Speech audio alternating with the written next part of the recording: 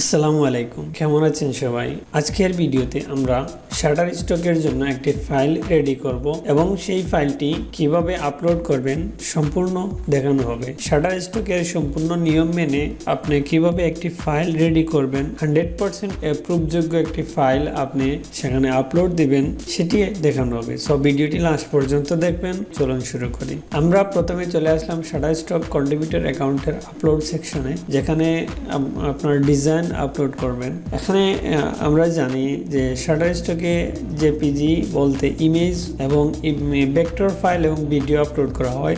তো আমরা আজকে যে আপলোড করব সেটি হচ্ছে কি ভেক্টর ফাইল, মানে ইপিএস ফরম্যাটে ফাইলটা আপলোড করব। ভেক্টর ফাইলের জন্য আমরা যে ফরম্যাটটি চুজ করব সেটি হচ্ছে ইলাস্ট্রেটর এপিএস যে ফরম্যাট সেটি। তো এখানে জাস্ট ইপিএস ফরম্যাটের জন্য আমরা 8 অথবা 10 ভার্সন সেভ করতে হবে, সেটি আমি দেখাবো লাইভ কিভাবে সেভ করতে হয়। আগে এখানে আপনারা চাইলে ভিডিও আপলোড করতে পারেন, ভিডিওর জন্য এখানে MP4 ফরম্যাট প্রয়োজন।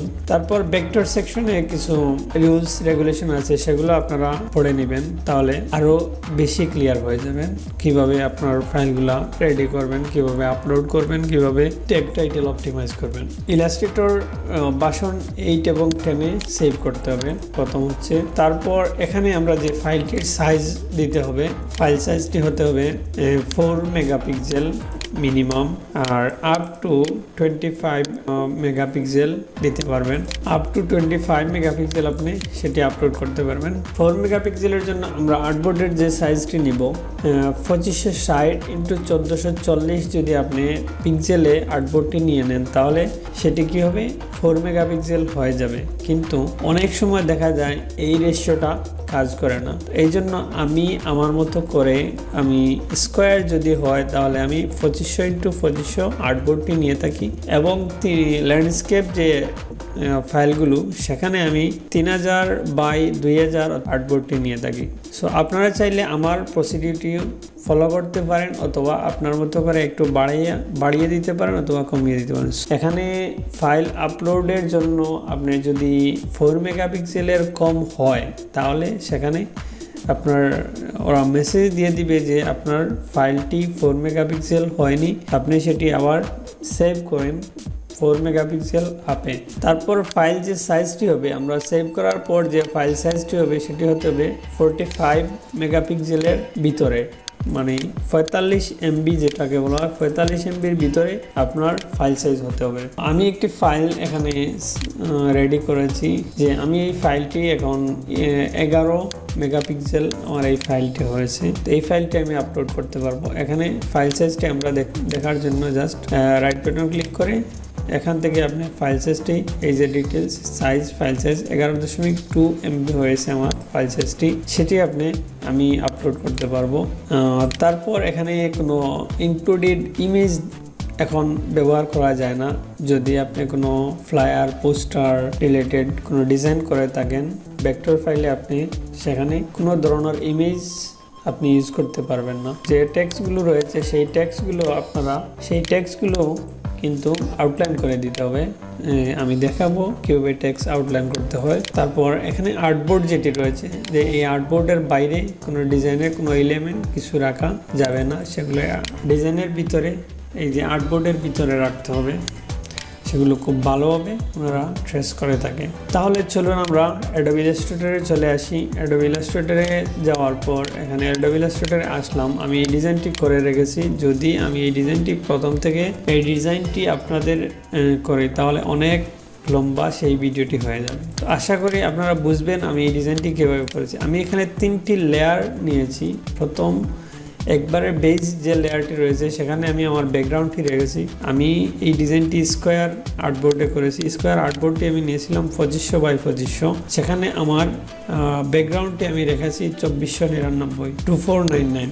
সো তারপর এখানে আমি ডিজাইনটি করেছি, ডিজাইন একটি লেয়ার নিয়েছি, সেই ডিজাইনে আমি ডিজাইনটি ক্লিপিং মাস্ক করেছি। ক্লিপিং মাস্ক করার পর আমি সেই ডিজাইন লেয়ারটি আমি 2499 সাইজ করে দিয়েছি। যেহেতু আমার আর্টবোর্ড 2500 বাই 2500, সো 1 পিক্সেল আমি একটু কমিয়ে দিলাম, কারণ হচ্ছে গিয়ে যে 2500 বাই 2500 যদি আমি ডিজাইনটি দিয়ে থাকি, অনেক সময় আমার ডিজাইনের এলিমেন্ট একটু হলেও বাইরে চলে যায়। তো যার জন্য ওরা আর্টবোর্ডের বাইরের অংশে ডিজাইন রয়েছে বলে ডিজাইনটি আপলোড হতে প্রবলেম হয়। তো এখানে আশা করি আর কোনো প্রবলেম হবে না। তারপর এখানে ট্যাক্স অপশনটি রয়েছে, আমি ট্যাক্সের জন্য আলাদাভাবে আমি কি করেছি, একটি লেয়ার নিয়েছি, সেখানে আমি টোটাল ট্যাক্সগুলো সেখানে কালেক্ট করে দিয়ে দিয়েছি। এখন আমার এখান থেকে যদি ট্যাক্স আউটলাইন করতে হয়, আমি ট্যাক্স আউটলাইনের জন্য আমি ট্যাক্স লেয়ারটি জাস্ট সিলেক্ট করে টাইপ থেকে ক্রিয়েট আউটলাইন দিয়ে দিলে খুব ইজিলি ক্লিয়ার হয়ে যাবে। এখানে আর্টবোর্ডের বাইরে যদি কিছু আছে কি না সেগুলো দেখার জন্য আমরা ভিউ থেকে আউটলাইন অপশনটি আমরা চুজ যদি করি, তাহলে এখানে আর্টবোর্ডের বাইরে যদি কিছু থেকে থাকে তাহলে সেটি ক্লিয়ার দেখা যাবে। তারপর আবার প্রিভিউ অন সিপিইউ যদি ক্লিক করি তাহলে সেটি চলে আসবে।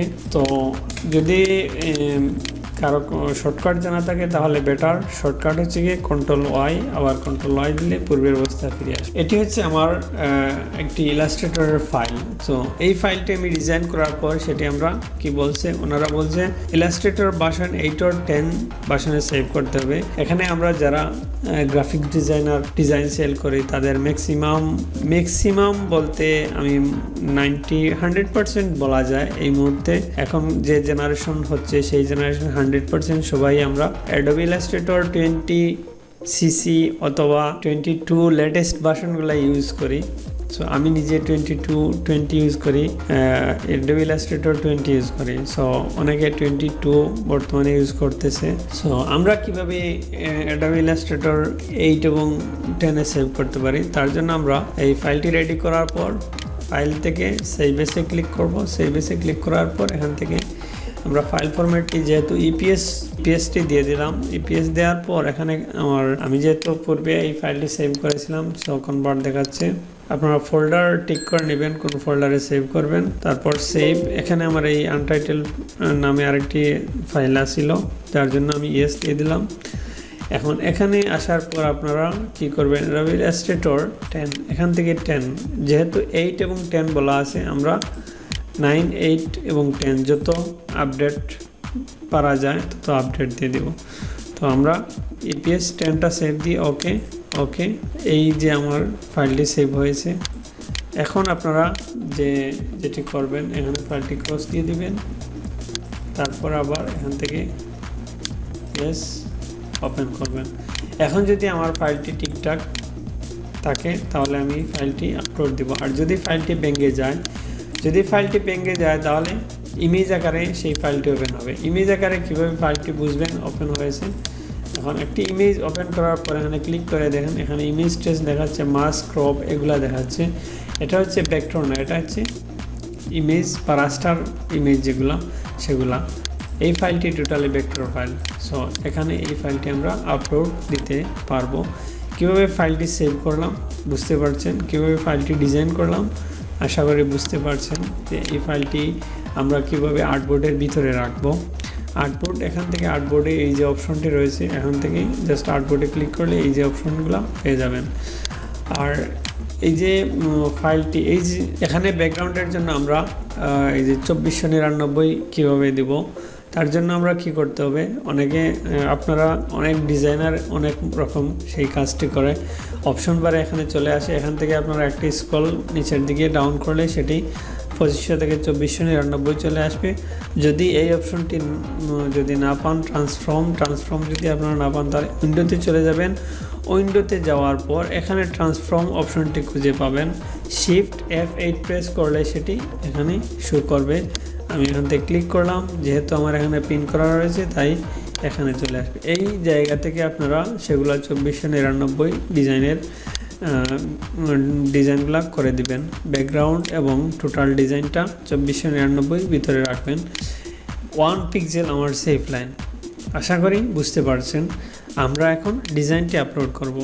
এখন আমরা ডিজাইনটি আমার কমপ্লিট সেভ হয়ে গেছে। আমি ডিজাইনটি কিভাবে আপলোড করতে হয়, টেক টাইটেল কীভাবে বসাতে হয় সেগুলো আমি এখন দেখাবো। শাটারস্টক কন্ট্রিবিউটর অ্যাকাউন্টে আসার পর আপলোড কন্টেন্টে ক্লিক করবেন। আপলোড কন্টেন্টে যখন ক্লিক করবেন এই জায়গায় আপনি ড্র্যাগ অ্যান্ড ড্রপ করে ফাইলটি নিয়ে আসতে পারবেন, অথবা সিলেক্ট মাল্টিপল পরেও সেটি নিয়ে আসতে পারবেন। জাস্ট আমার এখান থেকে আমি সিলেক্ট করে দিলাম, আমার ফাইলটি এখানে চলে আসবে। ফাইলটি এখানে আসার পর একটু সময় অপেক্ষা করতে হবে। এখানে আমার নেক্সট অপশনটি শো করছে। এখানে যদি কখনো ফাইলের ভিতরে আর্টবোর্ডের বাইরে যদি কিছু থাকে তাহলে ওরা বলে দিবে যে আপনার ফাইলের আর্টবোর্ডের বাইরে কন্টেন্ট বা এলিমেন্ট রয়েছে, সেগুলো রিমুভ করেন। শাটারস্টক সেটি খুব ভালোভাবে ট্রেস করে থাকে। যদি ফাইলে কোনো প্রবলেম থাকে তাহলে সেখানেই ওরা বলে দিবে। এখানে একটু সময় অপেক্ষা করতে হবে। ইনশাল্লাহ আমার ফাইলে এভাবেই শো করবে যদি ফাইলটি 100% ঠিক থাকে। আমার ফাইলে কোনো প্রবলেম নেই। জাস্ট এখানে ক্লিক করলাম। ক্লিক করার পর যে এই ফাইলটা সিলেক্ট করলাম, সিলেক্ট করার পর আমরা ডান দিকে দেখতে পাচ্ছি অপশনগুলো চলে এসেছে। এখানে ইমেজ টাইপ আমরা ইলাস্ট্রেশন নিয়ে কাজ করেছি, so image type illustration okay, usage is commercial okay. ডেসক্রিপশনে আমরা 200 ওয়ার্ডের একটি টাইটেল দিতে পারবো এবং মিনিমাম 5 ওয়ার্ড। এমনভাবে টাইটেল দিবেন না যেটি কিওয়ার্ডের মতো দেখায়, যেমন অনেকে আছে ফ্লায়ার কমা পোস্টার কমা ডিজাইন কমা এভাবে দিয়ে থাকে। সো এভাবে টাইটেলটি হবে না, একটি মিনিংফুল টাইটেল হবে। আমার যে ডিজাইনটি আমি করেছি সেটি মান্ডেলা ইনভাইটেশন অথবা ব্যাকগ্রাউন্ড ডিজাইন হতে পারে। সো চেষ্টা করবেন কিওয়ার্ড সেখানে অ্যাড করার জন্য। তারপর এখানে ক্যাটাগরি চুজ করতে হবে। আমি জাস্ট একটি টাইটেল আমি এখানে দিয়ে দিলাম। তারপর এখানে ক্যাটাগরি চুজ করতে হবে। এখানে আমি জাস্ট ব্যাকগ্রাউন্ড টেক্সচার, তারপর এখানে অ্যাবস্ট্রাক্ট দিয়ে দিলাম, অথবা আপনারা বিজনেস ফিন্যান্স, এখানে আপনার ডিজাইনের ক্যাটাগরি অনুসারে আপনারা সেই ক্যাটাগরিগুলো চুজ করবেন।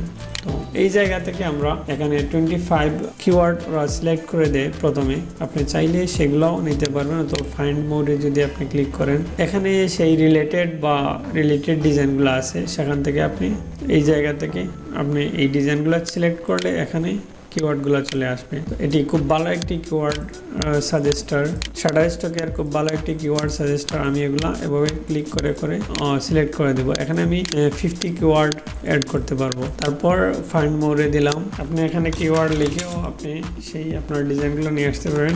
এখানে যদি কোনো কিওয়ার্ড আপনাদের ইরিলিভেন্ট থাকে তাহলে সেখানে শো করবে যে এই কিওয়ার্ডটি এখানে প্রযোজ্য হবে না, তো সাথে সাথে সেটা রিমুভ করে দিবেন, ভালো হবে। আমার 50টি কিওয়ার্ড হয়েছে অ্যাটাচড। তারপর আমরা এখানে সাবমিট করে দিব। সাবমিট দেওয়ার পর আমরা যে অপশনটি পাবো সেখানে পেন্ডিংয়ে আমরা 24 আওয়ার্সের ভিতরে আশা করি সেটি অ্যাপ্রুভাল হয়ে যাবে। তারপর রিভিউ চলে আসবে। এখানে রিভিউ আসার পর আমরা যদি রিভিউ চলে আসে, পেন্ডিংয়ে কিছু সময় পরে আমরা সেটি রিভিউ পেয়ে যাব। রিভিউ যখন কমপ্লিট হয়ে যাবে তখন আমাদের ডিজাইনটি আমার প্রোফাইলে লাইভ হয়ে যাবে। আজ এই পর্যন্তই, আবারও দেখা হবে আরেকটি ভিডিওতে। আর যদি ভিডিওটি ভালো লেগে থাকে তাহলে লাইক কমেন্ট শেয়ার করেন, আর নতুন হয়ে থাকলে চ্যানেলটি সাবস্ক্রাইব করুন। আর যদি সাবস্ক্রাইব অলরেডি করে থাকেন তাহলে ধন্যবাদ। ভালো থাকুন, সুস্থ থাকুন, আল্লাহ হাফিজ।